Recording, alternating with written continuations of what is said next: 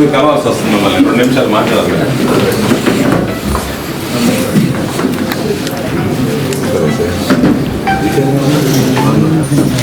కొంచెం బ్యాగ్ వచ్చింది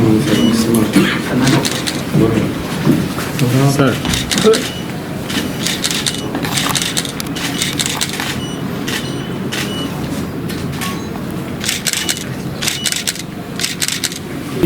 ఈ డిస్ట్రిబ్యూషన్ అయిపోయిన తర్వాత డిజిటలైజేషన్ లేట్ అవుతుంది. కోవూరు కాన్స్టిట్యున్సీకి సంబంధించి ప్రస్తుతం క్లోజ్గా మానిటర్ చేస్తారు.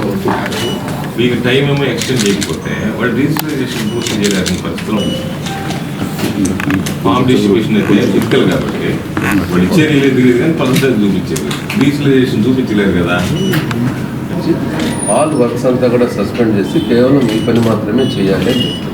మామూలుగా వాళ్ళు కొంతమంది చేయలేని ఉన్నారు. ప్రతి ఒక్క అంగన్వాడీ టీచర్లు కొంతమంది డిజిటలైజేషన్ చేయలేనటువంటి వాళ్ళు వాళ్ళకు అలాంటి వాళ్ళకి సూపర్వైజర్స్ ఉన్నారు కదా సార్. ఆఫీస్లో క్లరికల్ క్యాడర్లో ఉండేవాళ్ళని, కొంత నాలెడ్జ్ ఉండేవాళ్ళని ఇచ్చి వాళ్ళతో ఏం లే మీరు ఎక్కడనే చేయండి. మాకు చెప్పింది ఏంటంటే ఆ డిజిటలైజేషన్ చేయడంలో కానీ లేట్ అయితే ఓటు పోతుంది కదా 14వ తేదీ లోపల. అది మా టెన్షన్.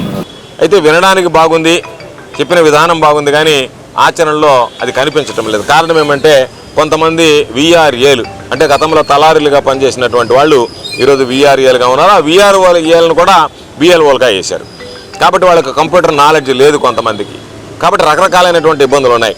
క్షేత్రస్థాయిలో మీరు ఎవరైతే BLOలుగా వేశారో ఆ BLOల్లో చాలామందికి ఏ విధంగా ఫామ్స్ నింపాలి, ఏ విధంగా డిజిటలైజ్ చేయాలనేటువంటి ఆలోచన లేదు. కాబట్టి వాళ్ళు కాస్త వెనకబడేటువంటి పరిస్థితి ఏర్పడింది.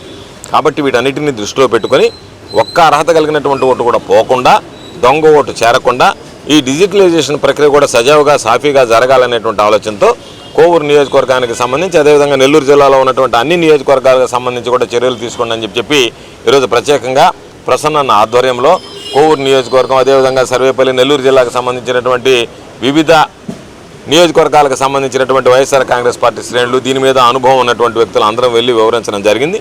దానికి సంబంధించి మేము ఆశిస్తున్నాం, ఆకాంక్షిస్తున్నాం. జిల్లా కలెక్టర్ గారిని కలవలేకపోయాం. DRO గారిని కలిసి ఆయనకి వినతి పత్రం సమర్పించాం. అన్ని విషయాలు తెలియజేశాం. కాబట్టి 2 విషయాలు ఆలోచించేయండి.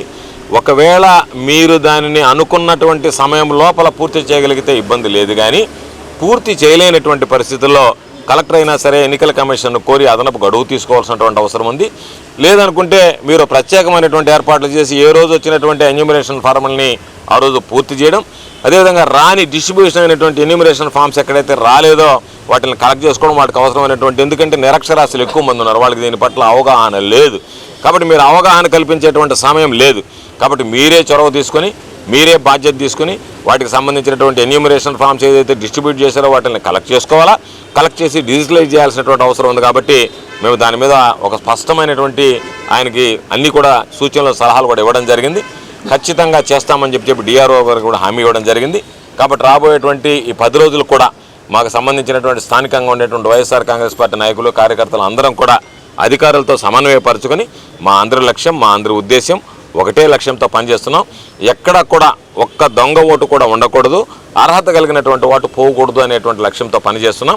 పార్టీలకు అతీతంగా పనిచేసేటువంటి ప్రక్రియ, అందరం కలిసి పనిచేసేటువంటి ప్రక్రియ. కాబట్టి దీనిలో ఎక్కడ కూడా ఎటువంటి జాప్యం లేకుండా అనుకున్నటువంటి సమయంలో, నిర్దేశించినటువంటి సమయం లోపల ఆ లక్ష్యాన్ని చేరుకునేటువంటి విధంగా మేము చర్యలు చేపడుతున్నామని చెప్పి అధికారులు చెప్పారు. వాటిని మేము కూడా సమీక్షించుకుంటాం, మేము కూడా పరిశీలించుకుంటాం. అవసరమైతే మరలా కూడా అధికారులను కలిసి ఖచ్చితంగా ఒత్తిడి తెచ్చి మాకు సంబంధించినటువంటి అర్హత కలిగినటువంటి ఒక్క ఓటు కూడా వైఎస్ఆర్ కాంగ్రెస్ పార్టీ కోల్పోవడానికి సిద్ధంగా లేదు. కాబట్టి మాకు సంబంధించినటువంటి ప్రతి ఓటు వైఎస్ఆర్ కాంగ్రెస్ పార్టీ దాన్ని నిలుపుకునే దానికి ప్రయత్నం చేస్తాం. అదేవిధంగా మా ప్రత్యర్థి పార్టీలు ఏదైతే ఉన్నాయో ప్రత్యర్థులు అందరూ ప్రత్యర్థులే. ఈరోజు జనసేన, బీజేపీ, తెలుగుదేశం అందరూ ప్రత్యర్థి పార్టీలు అందరూ ఒకటైనా సరే ఎన్నికల్లో మేము పోరాడాం, ఎన్నికల్లో మేము వాళ్ళకి సంబంధించి ఎదుర్కొన్నాం. అదేవిధంగా ఈ ప్రక్రియలో కూడా మేము ఒక్కరమే, వైఎస్ఆర్ కాంగ్రెస్ పార్టీ ఒక్కరమే ఎదుర్కోగలం. మా గుండె ధైర్యం ఉంది, దానికి సంబంధించినటువంటి అవగాహన ఉంది. అన్ని విషయాల్లో మాకేం భయం లేదు. కానీ అధికారుల్ని దాని విషయంలో నిష్పక్షపాతంగా, ఎక్కడా కూడా పారదర్శకంగా పక్షపాత వైఖరి ప్రదర్శించకుండా సహకరిస్తే ఈ ప్రక్రియ పూర్తవుతుంది. వైఎస్ఆర్ కాంగ్రెస్ పార్టీ సానుభూతి పరులు ఓట్లు వేయాలి, ఎత్తివేయాలనేటువంటి దుర్మార్గమైనటువంటి ఆలోచన కానీ, తెలుగుదేశం పార్టీకి సంబంధించినటువంటి దొంగ ఓట్లు చేర్చుకుని దాని ద్వారా గెలుపొందాలనేటువంటి దురదృష్టకరమైనటువంటి ఆలోచన కానీ దయచేసి తెలుగుదేశం పార్టీ చేస్తున్నటువంటి పరిస్థితుల్లో అధికార యంత్రాంగం వాటిని నిలువరించి న్యాయబద్ధంగా, చట్టబద్ధంగా, రాజ్యాంగబద్ధంగా ఎన్నికలు నిర్వహించేటువంటి విధంగా, అర్హత కలిగినటువంటి ప్రతి ఒక్కరికి ఓటు ఉండేటువంటి విధంగా అర్హత లేనటువంటి వ్యక్తులు ఓటు తొలగించేటువంటి విధంగా వైఎస్ఆర్ కాంగ్రెస్ పార్టీ కృషి చేస్తుందని ఈ సందర్భంగా తెలియజేస్తుంది.